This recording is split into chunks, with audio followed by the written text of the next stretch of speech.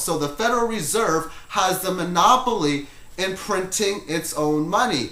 And because of this, they have to keep printing it over and over and over again and keep charging interest over and over again, that there is no possible way for the debt to be able to be repaid.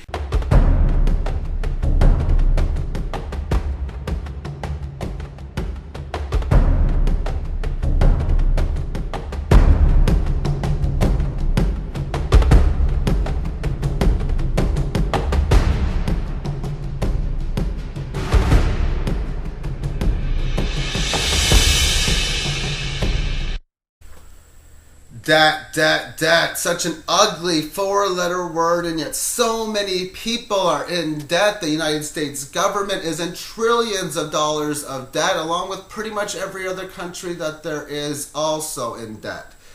So many businesses are in debt, and how many everyday consumers are in debt amongst their eyeballs? I'd have to say the majority. But what can we do to get out of debt? What can the American government do to get out of debt? What can these businesses that are struggling do to get out of debt? And what can the people do to get out of debt? The answer is nothing. Nothing can be done to get out of debt, and the only thing that can be done is to totally reshift and rechange this system, which is not being done right now. Nowhere is it being close to being done. And that's because money is nothing but debt. And if you want to know more to the reason why, I'll explain a little scenario in this video, and I'll highly recommend the 3 documentaries, Money as Debt Part 2, and Zeitgeist Addendum, focusing on the first third of that movie.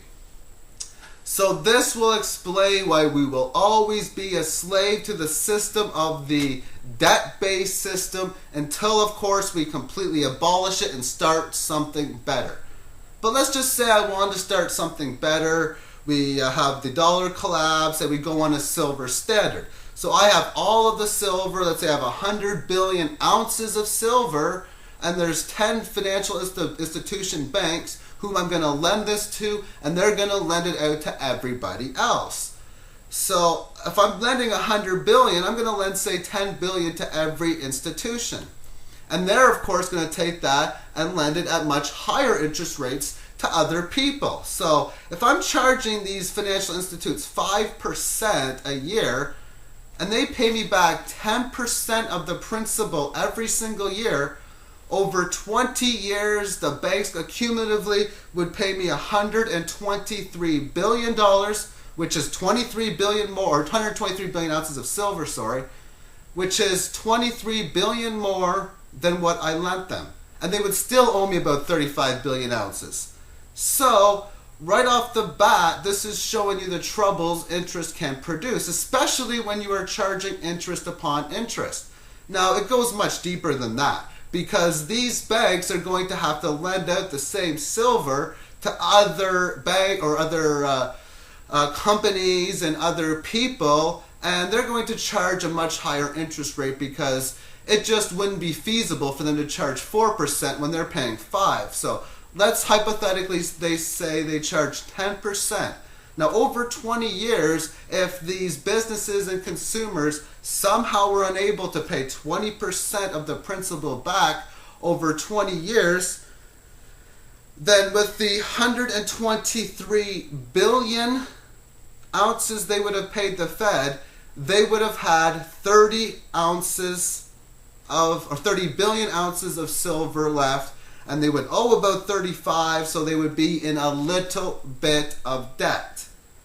Now the scary part about this is the amount of interest that would have been paid during the 20 years by the banks that would have paid, say me for example, and everyone that would have paid the banks would have been 120 billion ounces. So over only 20 years period, the interest would have succeeded the principal. Now, in reality, if these people were able to mine their own silver and create their own silver, if they could create more than what the interest rates would have been, that would have been fine, because the supply of silver amongst the market would have been higher and higher. So if I was to borrow, say, 1,000 ounces of silver at 10%, and I was able, with that silver, to produce 20% of mining silver, then it would work out well for me, because I would be able to produce more than the interest rate. But the world doesn't work that way, because if I was the only one, if I had the monopoly in creating silver, meaning the people that I lend out the silver to were not able to make new silver, then obviously if I would have no choice but to create more silver and then keep lending it back. Because if this bank, or the banks are supposed to pay me back 123 billion ounces over 20 years and I lent them 100, it would be impossible to pay them back, because there wouldn't be 123 billion ounces in the money supply. So what I have to do is I have to continuously make more silver, and I have to continuously lend it out at interest rates. And what this would do is this would mean the interest rates would even skyrocket higher and higher and higher.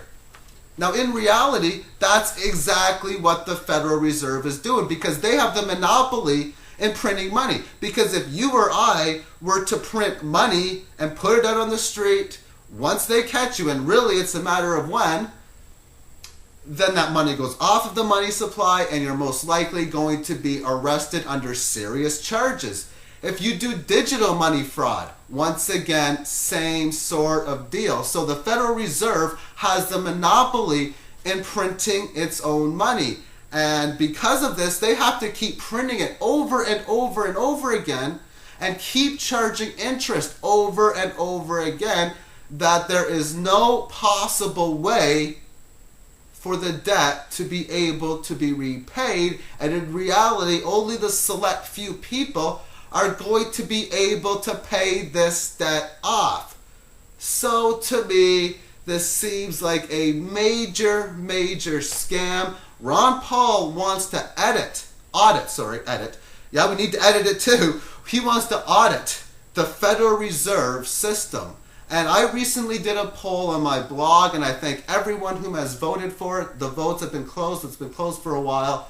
Of the 64 votes that I received, 60 people feel the Fed should be audited, 2 don't think so, and 2 are not sure. Quite frankly, we are in a serious predicament right now. As long as the Federal Reserve is doing what they are doing, there is no possible way of paying this debt off. Because if I go back to the story and keep producing silver, what would happen is my first 100 billion ounces of silver would have been set out. I would have most likely had to send out trillions of ounces of silver, with the amount of debt that would be put out, and the amount of interest that would have been charged would have been in the area of trillions also. In reality, we got all these credit card companies paying or charging 30%, and these other institution firms charging so much that it just gets way out of control.